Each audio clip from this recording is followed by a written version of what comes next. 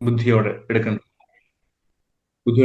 എടുക്കുന്നതായ തീരുമാനങ്ങൾ, നമ്മുടെ ബുദ്ധി ഉപയോഗിച്ച് നമ്മൾ ചെയ്യുന്ന കാര്യങ്ങൾ, ഒരു കാര്യം നമ്മൾ ചെയ്ത ശേഷം ഇത് നന്നായിരുന്നു എന്ന് മറ്റുള്ളവർ പറയുമ്പോൾ നമ്മൾ നമ്മളെക്കുറിച്ച് എനിക്ക് ഇത്രയും ബുദ്ധിയുണ്ടല്ലോ, ഞാൻ ഒരു കാര്യം മനോഹരമായിട്ട് ചെയ്തു. വീട്ടിലാണെങ്കിൽ പോലും കുഞ്ഞുങ്ങളുടെ കാര്യം നമ്മൾ പറയും, മോനെ നീ നല്ല ബുദ്ധിയോടെ പ്രവർത്തിച്ചു അല്ലേ, കൊള്ളാം കേട്ടോ, നിനക്ക് നിനക്ക് നല്ല ബോധമുണ്ട് അല്ലെ എന്നൊക്കെ നമ്മൾ just പറയാറുണ്ട്. അത് ഒരു മനുഷ്യ സ്വഭാവത്തിന്റെ ഭാഗം.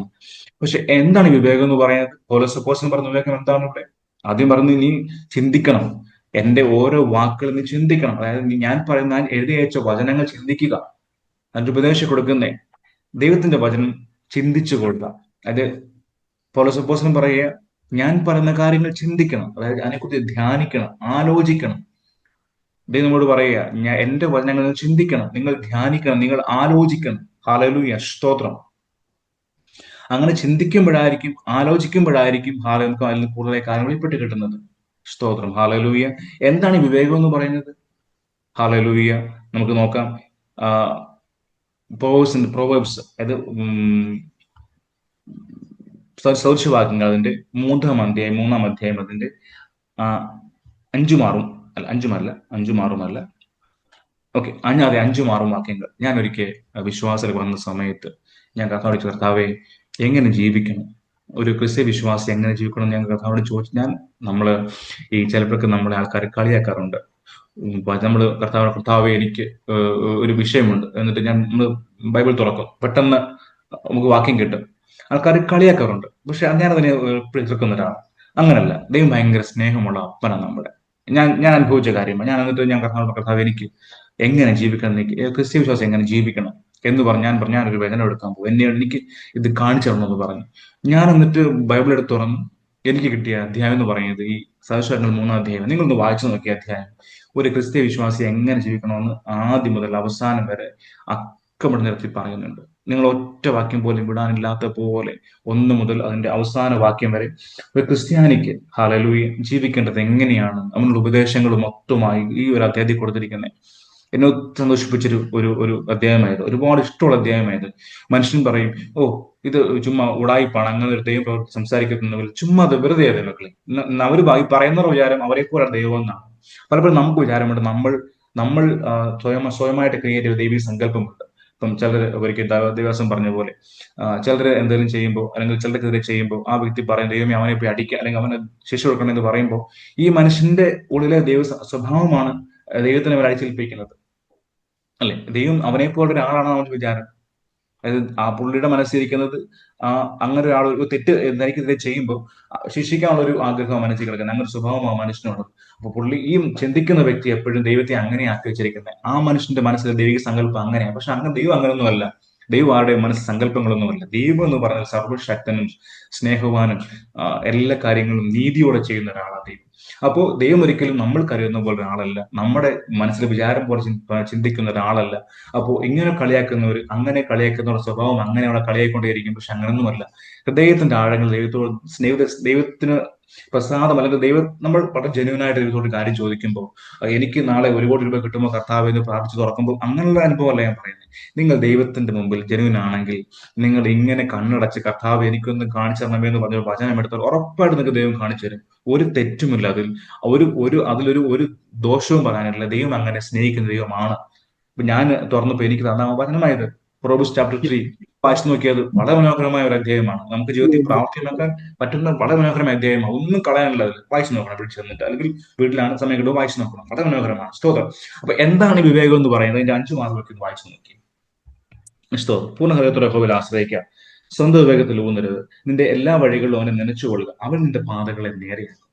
വിവേകം എന്ന് പറയുമ്പോൾ സ്തോത്രം ഹാലോ, ഞാൻ ഒറ്റവാക്കി പറഞ്ഞാൽ ഇത്രയേ ഉള്ളൂ. വിവേകം എന്ന് പറഞ്ഞാൽ നിന്റെ വാക്യം പറഞ്ഞ എങ്ങനെയാ, നിനക്ക് ബുദ്ധി, എല്ലാ കാര്യങ്ങളിലും ബുദ്ധി നൽകുമെന്ന് പറയുമ്പോൾ എന്താണ് ഈ ബുദ്ധി, അല്ലെ എന്താണ് ഈ വിവേകം എന്ന് പറയുന്നത്? സ്തോത്രം. ഇത്രയേ ഉള്ളൂ സംഭവം, വളരെ സിമ്പിൾ ആണ്. ദൈവത്തിന്റെ ഹൃദയം അറിഞ്ഞ് സഞ്ചരിക്കുക. That's it. ദൈവത്തിന്റെ എല്ലാ കാര്യങ്ങളിലും എന്താണോ ദൈവത്തിന്റെ ഹൃദയം ആ കാര്യങ്ങളിലുള്ളത്, നമ്മുടെ ആഗ്രഹമല്ല, നമ്മുടെ ചിന്തകളല്ല, എന്താണോ എന്റെ പിതാവ് എന്ന് പറയുന്നത്, എന്റെ കർത്താവ് ആ കാര്യത്തിൽ ദൈവത്തിന്റെ ഹൃദയം എങ്ങനെയാണോ അതിനെ മനസ്സിലാക്കുന്നത് എന്നാണ് വിവേകം എന്ന് പറയുന്നത്. സ്തോത്രം.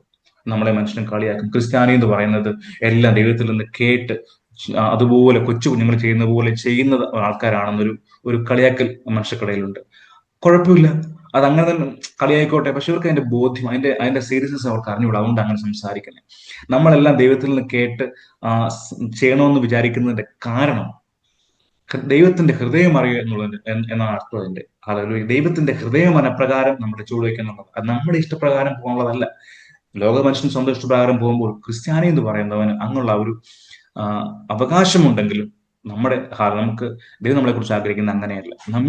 ദൈവം നമ്മളെ കുറിച്ച് ആഗ്രഹിക്കുന്ന കാര്യം ഇത്രയേ ഉള്ളൂ: അപ്പന്റെ ഹൃദയം അറിയുക, ദൈവത്തിന്റെ ഹൃദയം അറിയുക, ദൈവത്തിന്റെ ഹൃദയം അറിഞ്ഞ് അപ്രകാരം സ്റ്റെപ്പ് വെക്കുക എന്നുള്ളതാണ് വിവേകം എന്ന് പറയുന്നത്. ഇവിടെ അങ്ങനെ പറയുന്നത്, നിന്റെ പൂർണ്ണ ഹൃദയ യഹോവയിൽ ആശ്രയിക്കുക, സ്വന്തം വഴികളിൽ സ്വന്തം വിവേകത്തിൽ ഊന്നരുത്. ഹല്ലേലൂയ. ദൈവത്തിന്റെ ഹൃദയം അറിയുക, എല്ലാ കാര്യങ്ങളും ദൈവത്തിൽ ആശ്രയം വെക്കുക, എല്ലാ കാര്യങ്ങളും ദൈവത്തോട് ചോദിക്കുക. അപ്പോൾ ദൈവത്തിന്റെ ഹൃദയത്തിലെ ആഗ്രഹം വെളിപ്പെടുത്തരും. അല്ലാതെ നമ്മുടെ ആഗ്രഹം നിവർത്തിക്കുന്നല്ല പറയുന്നതാണ്. മനസ്സിലാകുന്നുണ്ടല്ലോ അല്ലെ? Praise the Lord. നമ്മുടെ ഹൃദയത്തിലെ ആഗ്രഹം ചെയ്യുമെന്നല്ല പറയുന്നത്. എല്ലാ വഴികളിലും ദൈവത്തിൽ ആശ്രയിക്കുക, ദൈവത്തിന്റെ ഹൃദയത്തിലെ ആഗ്രഹം വെളിപ്പെടുത്തരും. സ്തോത്രം. അതാ പറയുന്നത്, സ്വന്തം വിവേകത്തിൽ ഊന്നരുത്, എല്ലാ വഴികളും യഹോവയിൽ നനച്ചുകൊള്ളുക, അവൻ നിന്റെ പാതകളെ നേരെയാക്കും. അതായത് നിന്റെ ആഗ്രഹം നിവർത്തിക്കുന്നല്ല, നിന്റെ പാതകളെ നേരെയാക്കും. തെറ്റേ വഴികളിൽ പോകുന്നുണ്ടെങ്കിൽ കുഞ്ഞിനെ പിടിച്ച് നേരെ കൊണ്ടുവരുന്ന അർത്ഥം അതിനകത്ത് വേറൊന്നുമില്ല. സ്തോത്രം. അപ്പൊ അപ്പന്റെ ഹൃദയം അറിയുക, അതാണ് വിവേകം എന്ന് പറയാൻ. മനസ്സിലായല്ലോ അല്ലെ? അപ്പന്റെ ഹൃദയം, ദൈവത്തിന്റെ ഹൃദയം അറിയുക. നമ്മുടെ ഓരോ വിഷയങ്ങളിലും, ജീവിതത്തിന്റെ എല്ലാ മേഖലകളിലും നമ്മൾ സ്ട്രഗിൾ ചെയ്യുന്നതായിക്കോട്ടെ, സന്തോഷിപ്പിക്കുന്നതായിക്കോട്ടെ, നമുക്ക് എന്തുണ്ടെങ്കിലും അതിലെല്ലാം നമ്മുടെ പിതാവായ ദൈവത്തിന്റെ ഹൃദയം അറിയുക എന്നുള്ളതാണ് വിവേകം എന്ന് പറയും. ഒറ്റ വാക്കി പറഞ്ഞു, എന്നെ സംബന്ധിച്ച് വിവേകം അതാണ്. അല്ല നമ്മുടെ ബുദ്ധിയിൽ നിന്ന് വരുന്നതായ ചിന്തകളോ നമ്മുടെ ഇന്റലക്ച്വൽ കപ്പാസിറ്റി ഒന്നുമല്ല എന്നെ സംബന്ധിച്ച് വിവേകം എന്ന് പറയുന്നത്. എന്നെ സംബന്ധിച്ച് വിവേകം എന്ന് പറയുന്നത്, ഞാൻ വിശ്വസിക്കുന്നു ബൈബിളിലെ വിവേകം അത് തന്നെയാണ്. അപ്പന്റെ ഹൃദയം അറിയുക, ദൈവത്തിന്റെ ഹൃദയം അറിയുക, ദൈവ ഹൃദയങ്ങളിലെ ആഗ്രഹം ഒത്തുവണ്ണം സഞ്ചരിക്കാൻ കഴിയുക എന്നുള്ളതാണ് വിവേകം എന്ന് പറയുന്നത്. ഈ ദിവസങ്ങളിൽ വിവേകം നമ്മുടെ ജീവിതത്തിൽ പ്രാവർത്തികമാക്കുവാൻ, ആ വിവേകത്തെക്കുറിച്ച് അറിയുവാൻ, അപ്പന്റെ ഹൃദയത്തിലെ ആഗ്രഹം എന്റെ എല്ലാ വഴികളിലും ഞാൻ എന്ത് ഡീൽ ചെയ്യുന്നു, എന്റെ കുടുംബത്തിലാകട്ടെ, എന്റെ ജോലി സ്ഥലത്താകട്ടെ, എന്റെ ആത്മീയ ജീവിതത്തിലാകട്ടെ, എന്റെ സഭാവിശ്വാസങ്ങളാകട്ടെ, എവിടെയാണെങ്കിലും എന്റെ പിതാവിന്റെ ഹൃദയത്തിലെ ആഗ്രഹം എന്താണോ അതിനൊത്തവണ്ണം സ്റ്റെപ്പ് വെക്കുവാൻ, ആ വിവേകത്തിലേക്ക് എത്തിച്ചേരുവാൻ തക്കവണ്ണം ദൈവമേ ഹൃദയം എനിക്ക് തരണമേ എന്നുള്ള ഒരു പ്രാർത്ഥന നമ്മൾ ദിവസങ്ങളിൽ ഉണ്ടാകട്ടെ. അങ്ങനെ ഉണ്ടാകണമെങ്കിൽ പരിശുദ്ധാത്മാവിനെ ട്രസ്റ്റ് ചെയ്യുന്നത് നമ്മുടെ ജീവിതത്തിൽ വർദ്ധിക്കണം. ഹല്ലേലൂയ. ഈ ദിവസങ്ങളിൽ അങ്ങനൊരു ആഗ്രഹം നമ്മളിൽ ഉണ്ടാകട്ടെ. അതിനുവേണ്ടി ഹല്ലേലൂയ ഒരു സ്റ്റെപ്പ് വെക്കുക. ഈ വചനത്തിനെ ബേസ് ചെയ്തിട്ട് എല്ലാറ്റിലും ബുദ്ധി ഉണ്ടാകുക, ലോകബുദ്ധിയല്ല, ദൈവത്തിന്റെ ഹൃദയത്തിൽ ആഗ്രഹപ്രകാരം സ്റ്റെപ്പ് വെക്കുവാനുള്ള ഒരു ആഗ്രഹം ഉണ്ടാകുവാൻ തക്കവണ്ണം ദൈവം നമ്മളെ സഹായിക്കട്ടെ എന്ന് ഞാൻ ആഗ്രഹിക്കുന്നു. ഞാൻ അങ്ങനെ നടക്കാൻ ആഗ്രഹിക്കുന്നു, നമ്മളെല്ലാം അങ്ങനെ നടക്കാൻ ആഗ്രഹിക്കുന്നു, വിശ്വസിക്കുന്നു. അതിനുവേണ്ടി ദൈവം നമ്മളെ സഹായിക്കട്ടെ.